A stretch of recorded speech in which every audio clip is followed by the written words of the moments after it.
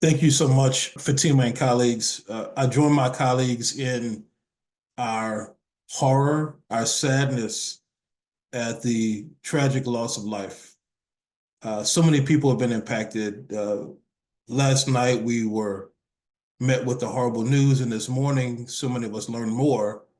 And we learned at my organization, the Lawyers Committee for Civil Rights and the Law, that a close friend of one of our employees was lost in the tragedy.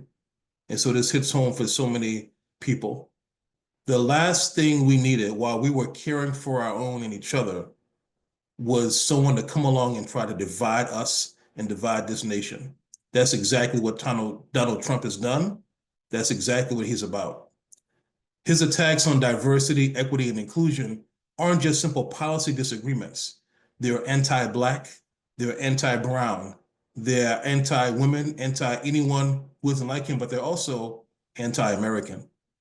These efforts are just a cynical attempt to scapegoat certain communities. Let me speak directly to the American people when I say this. Donald Trump is trying to convince you that Black people are your problem. He is trying to convince you that brown people are your problem, that queer people, differently able people, that women are America's problem. This is the same type of tactic he used for decades, the same tactic he used to blame the Central Park Five and label them falsely and accuse them.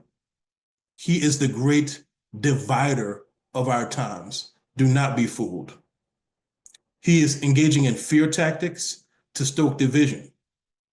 And his attacks aren't just about politics. He is trying to divide and unravel the very fabric of our country and our democracy itself, rolling back decades of progress back to the time before 60 years ago, before we had effective civil rights laws in this nation to usher in a great second reconstruction of this nation.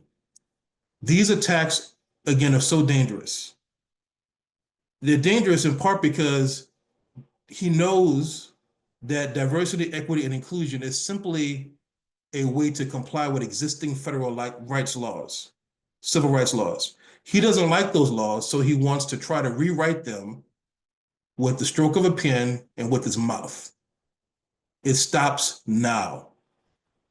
The bullying of American people, the bullying of corporate America into the mind trick of turning things on their heads so that the laws, the things that they used to comply with the law are now being said to be illegal, it stops now. We are calling you out. America has a conscience, America has a heart, and America has common sense. It stops now. Thank you.